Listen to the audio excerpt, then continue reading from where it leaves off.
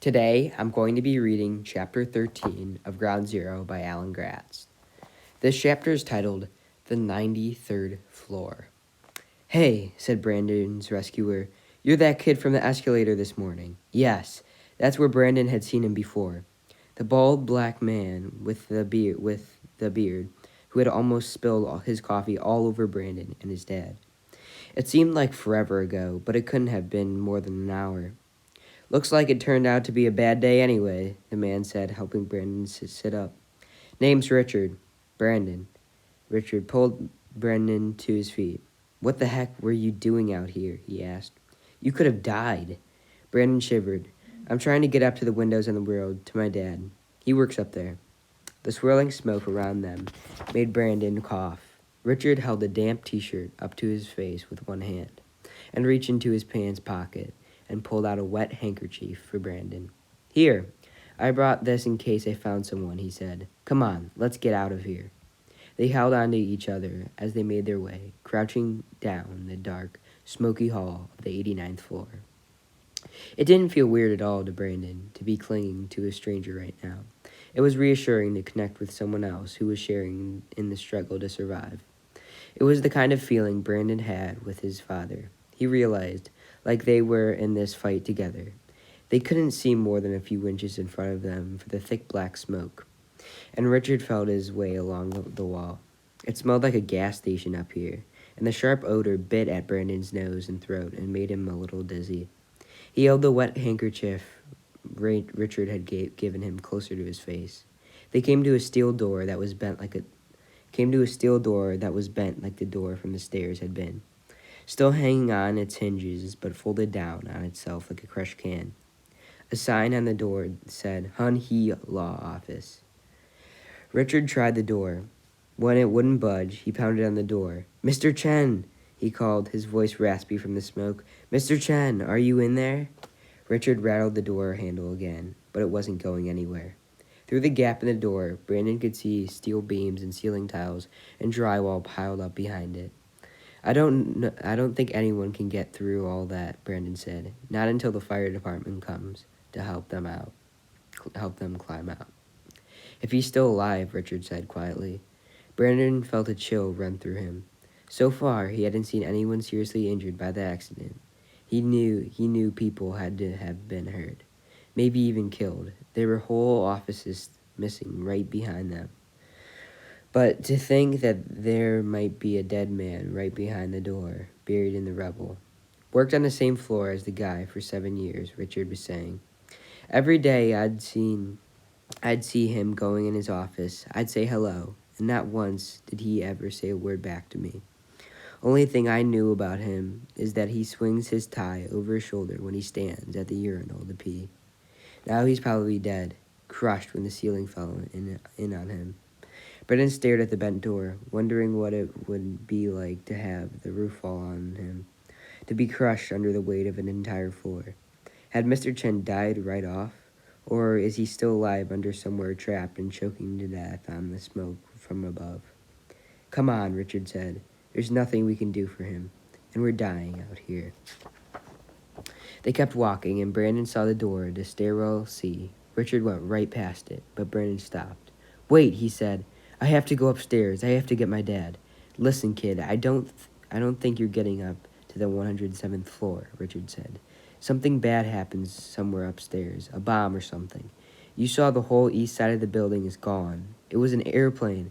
A passenger jet hit the tower," Brandon said. "That's what someone said." "Jesus?" said Richard, looking stunned. "Come on, back to the office with me. We called 911 and they told us to sit tight until the firemen get here. I've just been out collecting any other survivors on the floors." "No, I have to get my dad," Brandon protested. He opened the door to the stairs. It was filled with the same kind of debris. Brandon had struggled up stairwell A, and with the clear liquid coming down was a gushing waterfall. But at least the stairwell was still there. The way down was blocked, but Brandon thought there was room to scale the wreckage. "Whoa," said Richard.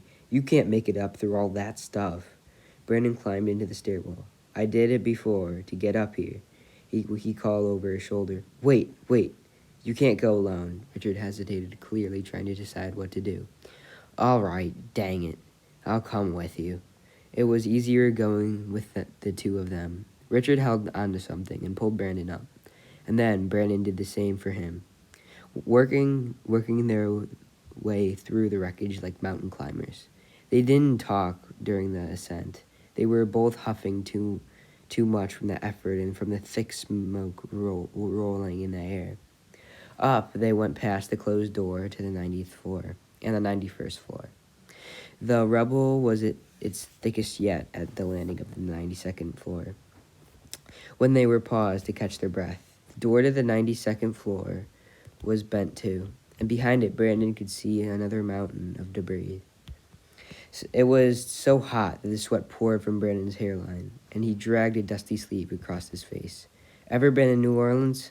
Richard asked him. Brandon shook his head no. Richard mopped his neck with the end of a wet t-shirt. It's like this in summer, he said, only without the smoke. Like you live on Mercury. Brandon hoped it wouldn't get any hotter, but every hope he had was dashed when they got up to the 93rd floor. There was no way up this set of stairs. The landing was completely filled with drywall and metal and concrete, all packed down like a landslide. Brandon tried the door to the 93rd floor, but it was hot to the touch. Through the cracks in the wall, he could see swirling orange flames inside. The heat burned Brandon's face like a sunburn, and black smoke poured through every opening. The whole 93rd floor was on fire. Richard coughed through the wet t-shirt he'd pressed against his mouth. We can't go any higher, kid. I'm sorry. We have to go back down. No, Brandon cried. My dad is up there. This is the only way up. Brandon slipped and scrambled up the rubble.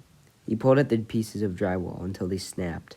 He tried to dig his way up, but there was no more drywall, and still behind that,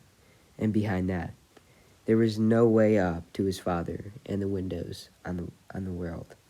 Brandon felt empty inside, like the life had been sucked out of his body. No, no, no, no, no, he cried, kicking and beating at the wall of debris. Richard picked up from behind and Brandon thrashed in his arms. We can't go up, kid. I'm sorry, Richard told him. That plane must have hit the floor right above this one. Look, it smushed the whole floor. There's no getting past that in this or any other staircase. But I have to, Brandon said.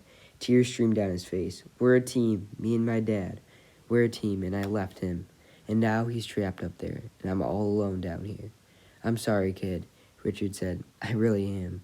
But we gotta get out of here before we breathe in too much of the smoke. Richard carried him down, his feet slipping and scrambling, back to the 92nd floor. When they got to a flat part of the landing, Richard finally let him go, and Brandon slid down against the wall and buried his head in his hands. I'm sorry, Brandon said, sniffing. Richard had only been trying to help, and Brandon had thrown a temper tantrum like a 2-year-old. Richard sat down wearily next to Brandon and put a hand on his shoulder. It's all right, kid. I understand. He said, Look, there's a dozen floors between here and your dad. That floor where all the smoke was coming from, that had to be where the plane hit. So your dad, everyone in windows in the world on the 107th floor, they're all right. All right, maybe, but trapped, Brandon thought, above a fire that's burning. The firemen will put out the fire, or the firemen will put the fire out, and then they'll hack their way up through the mess and save them. If they don't take them off the roof of the helicopter first, Richard told him. He's gonna be all right, kid. Brandon hoped so. But what about him? He and his dad needed each other to survive. How was Brandon supposed to handle all this without him? Richard stood and tried the door to the 92nd floor. Jammed. And he said, No telling if anyone's alive in there, and there's no getting through. Let's check the other doors on the way back down through, though. Make sure everybody's okay. Then we'll go back to my office and wait for the firemen. All right? Brandon nodded. Richard started to pick his way down through the rubble toward the 91st floor, and Brandon gave one last look up the stairs. The 93rd floor was cut off.